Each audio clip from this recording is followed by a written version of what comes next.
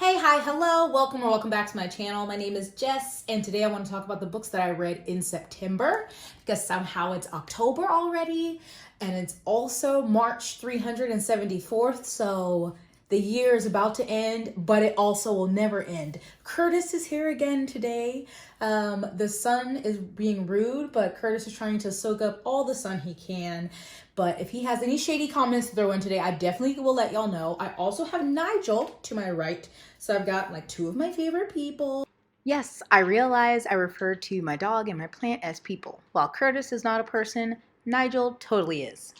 Nigel will definitely make an appearance later in the video, but I read 8 books in September, which I'm actually surprised. I thought it was less. I started Words of Radiance this month and I'm still reading it, so I feel like that made me think I read less, but I read 8 books and 3 of those were audiobooks, so that really helped. And I'm going to start with a book I didn't rate and then go from the lowest rating to the highest rating. And before I talk about the books, you know what I'm going to say. Please vote. Really check the deadlines. I think deadlines for registering to vote are coming up in a lot of states, so please check that if you're not registered to vote. And if you are and you can vote early, please do that. I'll have links in the description below for any information you need on voting. But let's get to the books. So the first one I want to start with is the one I didn't rate, and that was If Beale Street Could Talk by James Baldwin. This book I think was published in the 70s. It's set in 1970s New York, and there's a young couple, Tish and Fonnie, and it's the story of basically their love story through injustice. So Tish is pregnant. I think she's like 19, Fonnie's like 21, 22, and he is in jail for a crime he didn't commit. And the story follows them through, those ups and downs. It addresses like themes of, well, obviously racism in New York City back then and a wrongful conviction, and it's talking about money issues and class issues, family problems, and what happens if your family isn't there to support you in this time. Like Fonnie is in prison and his family isn't really there for him, and Tish's family really becomes a surrogate family, and just the hardships of that, a black family working with a white lawyer to try to get a black man out of jail. And it's just really beautifully written, but heartbreaking. And I just didn't know how to rate it because I enjoyed it, but I didn't, because it was like, you're reading this from the 1970s and these are still problems in today in 2020. And it just was a lot. So I didn't rate it, but I really did enjoy it. Maybe I should just, I don't know. Sometimes I feel like I can't rate a book and sometimes I feel like I can. So I didn't rate that one, but I did enjoy it. And I definitely need to read more of Baldwin's work. I did listen to that on audio and enjoyed it. It was the same narrator who narrated On the Come Up by Angie Thomas, because I was like, she sounds really familiar. And that was why. So that was the only one I didn't rate this month. Then I read Beach Read by Emily Henry. So I started this book months ago, the audiobook. Wasn't in the mood, or I was trying to read too many things, so I returned it to the library and borrowed it again. So when it came in though, I was hesitant if I wanted to listen to it, and I put a poll on Instagram. People said yes, but here's how to go into it and frame it. Because when I read Beach Read, I'm just thinking a light, fun, summer romance book, and this really isn't. It definitely is a little more depressing or like hard-hitting topics than just like a love story and some basic problems between lovers. So the characters in this book are January, hate that, and Augustus, or Gus, hate that. And so January is a writer of women's fiction, particularly romance, happy endings, and she has just gone through losing her father.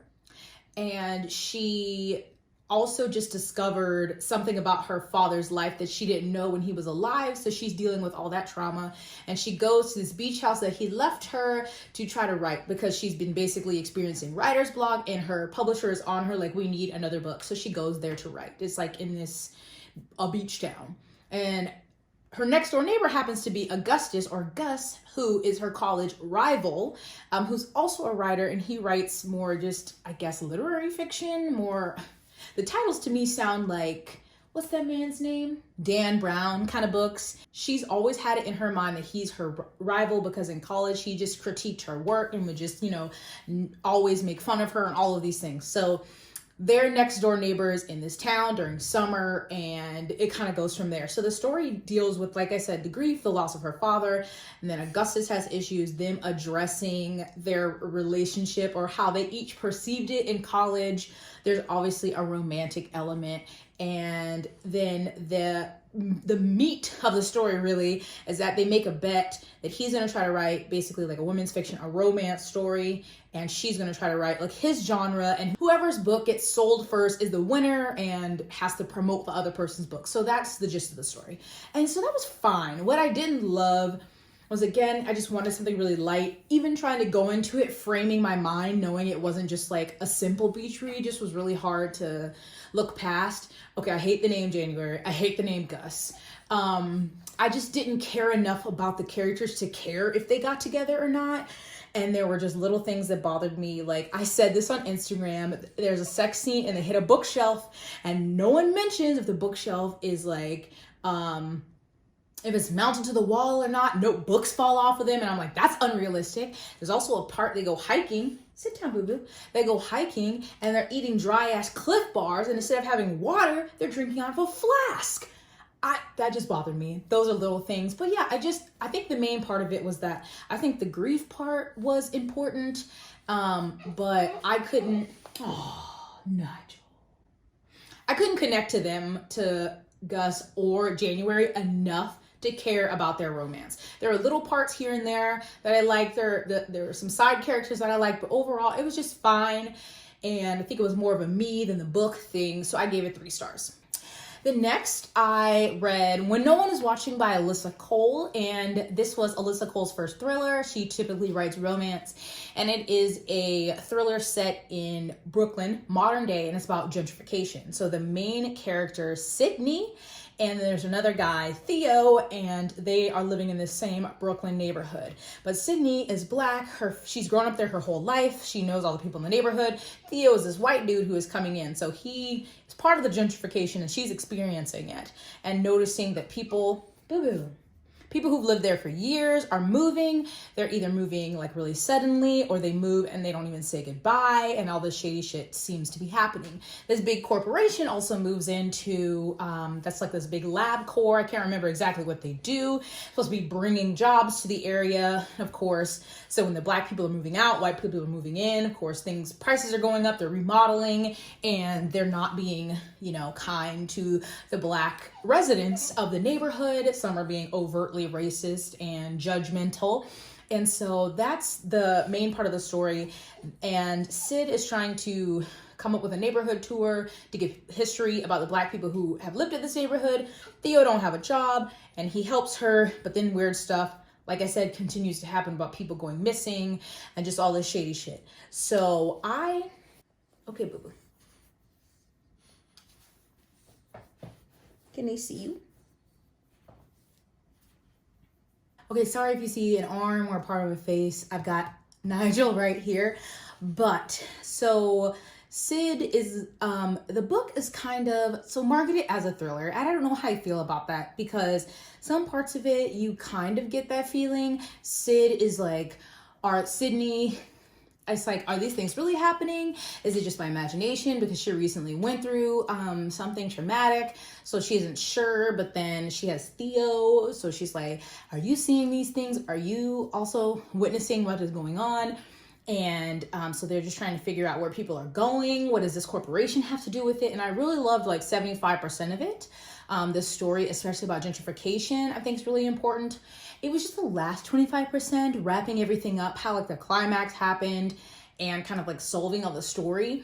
My issues were that it did solve it, but it didn't answer all of my questions. And I still was like, but wasn't that hinted at? Or they didn't mention that, and isn't this gonna do that? And then my friend Cody explained it perfectly, that it really felt like an action film at the end. Just a lot of, if you read it, you would understand. So I don't know if I love the ending, and it doesn't fully close up the story. So it's like, is this going to be a series? I don't know.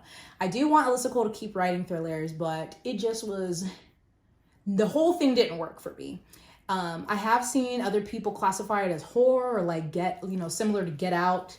And I'm like, I don't know, but I gave it 3.5 stars. Did I even rate it? I'm not sure. 3.5 stars, I think.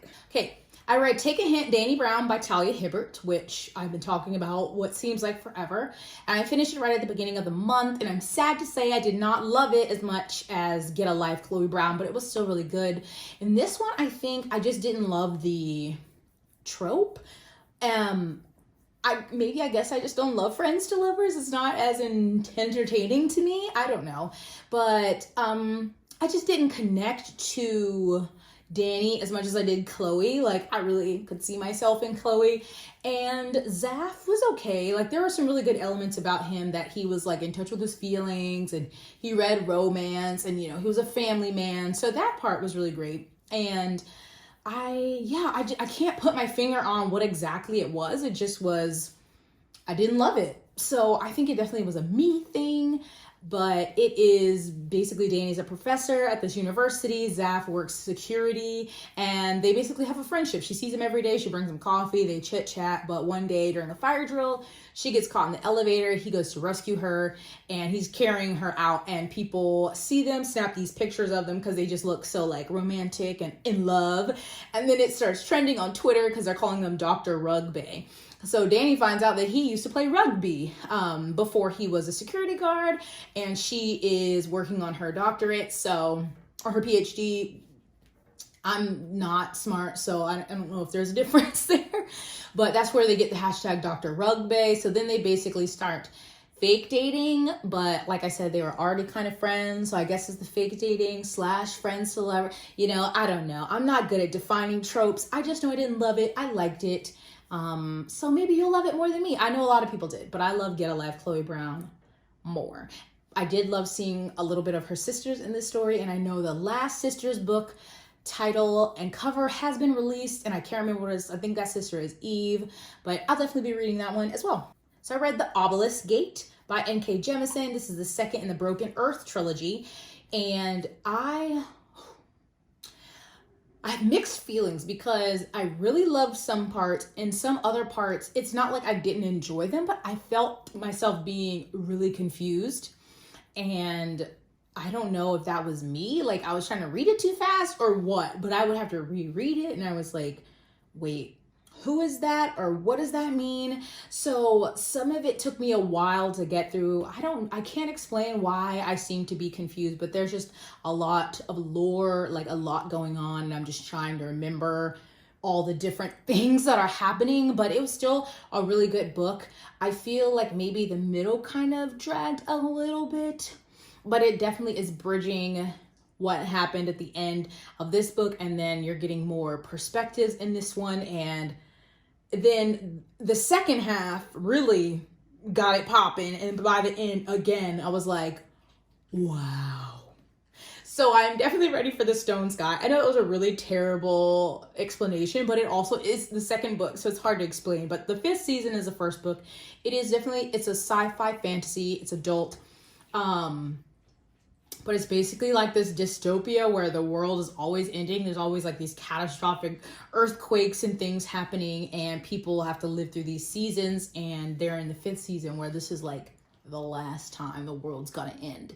It's a very surface level explanation, but if I say any more, it'll just give things away. Some of the perspectives are written in second person, which can be a little jarring if you haven't read stories like that before, which I hadn't, but after a while you get used to it, and then you understand why she did it. But I think they're excellent, and I'm definitely going to read The Stone Sky before the year is over. Yes, I'm going to finish it and have another series checked off on my list. So I gave that one 4 stars.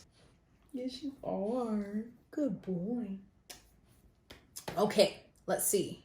I read Small Spaces by Catherine Arden, which I wasn't even aware that she had a middle grade series. She's the author of the Winter Night trilogy, the first book being The Bear and the Nightingale. The Small Spaces focuses on Ollie, who she lost her mom and she lives with her dad in this town, and she's just kind of, I won't say she's an awkward kid, but she kind of keeps to herself. She likes to read. She did a lot of things. She was more social and like played sports and stuff before she lost her mom. But after that, she's kind of taken to being with herself or in her stories. And she basically goes on a field trip with her class to this farm. And there is kind of a ghost story about the farm, and scarecrows are involved, and it was kind of creepy. Like, it gave me a little spooky vibe, with the scarecrows coming to life. I don't really want to say more, but there's really basically a story of the family from that farmhouse and, ghosts and animated scarecrows, but not animated in a cute way. But it was a really fun, short novel, like fun and spooky. It really set the mood. I'm ready to read more spooky books. So I definitely will be continuing in that series because, it was just really enjoyable. Middle grade. I don't read enough middle grade, and I would like to, because I just feel like I don't know. I guess I know what to expect going into a middle grade, and they usually hit the mark, whereas YA, I don't know, I feel like is all over the place. Thank you. Thank you, sweetness. Thank you. So I read Smoke Gets in Your Eyes, which is a memoir by Caitlin Doughty. I heard about this book from Paperback Dreams, and I was like, that sounds really weirdly interesting. And I went to Overdrive, and it was available immediately from my library, so I got the audiobook. So it is a memoir by Caitlin, really about her 6 years working in a crematorium. Again, I don't know why I was intrigued, but I guess I have a morbid curiosity. And so it was about that, but it also really talks about death and the culture of death in the United States, how it's changed, how how we've gone from people dying at home to people mostly die in care in like a hospital or, a nursing home. Our attitudes towards death and trying to die a good death. So it was just really interesting.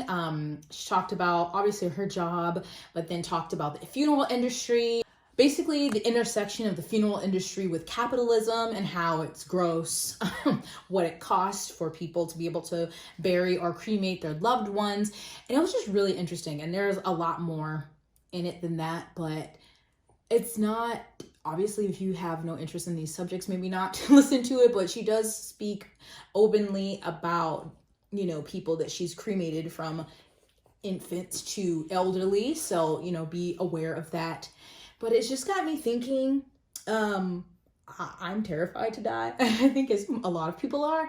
And so her conversation on like trying to die a good death, and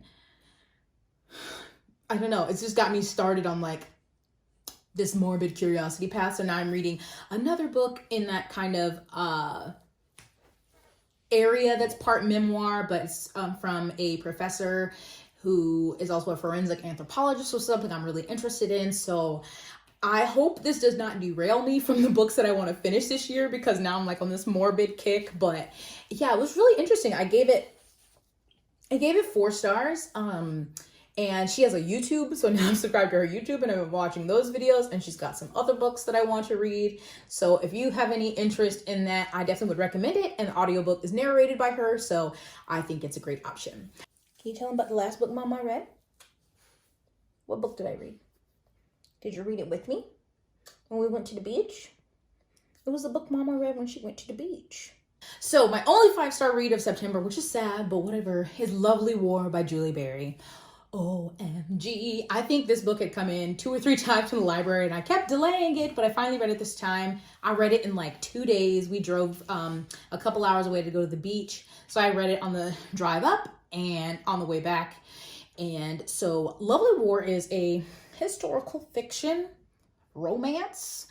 But so I do enjoy historical fiction. There also is an element with or a twist with Greek gods involved, which made me nervous because I do not love Greek mythology when it's in books. I don't know what it is. It's just not for me. So the story is about 4 lovers during World War I. And I had to look it up on Goodreads because I couldn't remember the name of the gods. So we have the Greek goddess Aphrodite, and she's telling the stories to her husband, Hephaestus. I'm sorry if I'm saying that wrong. And Aries. So that's how the story is. They're in like 40s or the 50s, and we've got Aphrodite telling these stories to her husband and her lover about these stories during World War I. And I know that sounds weird, but it's a really, the way the Greek mythology worked in with their love stories, it worked. And the stories were just so precious and heartbreaking. And I just loved it so much. I've read a majority of historical fiction during World War II. For some reason, saying World War is really hard for me. So I'm sorry if I'm saying it weird or slow, but I'm like World War I. But I primarily read historical fiction books set during World War II. So this one was World War I, which is interesting. And one of the stories starts out in London, and another starts out in New York, and it's interesting to see how the stories collide. And I love that she wrote, one of the characters was a Black man who's from New York City, and I feel like she wrote him really well. What didn't feel really like stereotypical or anything, gross like that. And I just loved how she addressed racism and things I just loved it. And Nigel loves me. Okay, boo-boo. Okay, those sounds are a bit aggressive. So Lovely War, I loved. Anyway, I thought it was really well written. I loved everything about it. Super quick read. It's definitely something I would read again. And it was 5 stars. So that was my wrap up for the month. It was pretty good. Sad only 1 5-star, but that's okay. Better than none. Did you read any of these books this month? Or can you tell me in the comments what was your favorite read of September? I know a lot of people have spooky things planned for October, and so do I. I got in my copy of House of Leaves. Oh my gosh. 1, it's thick, and 2, the formatting is wild. So I'm going to be reading that with Danny this month, and I don't know what else I'm going to get to. I'm not setting a TBR.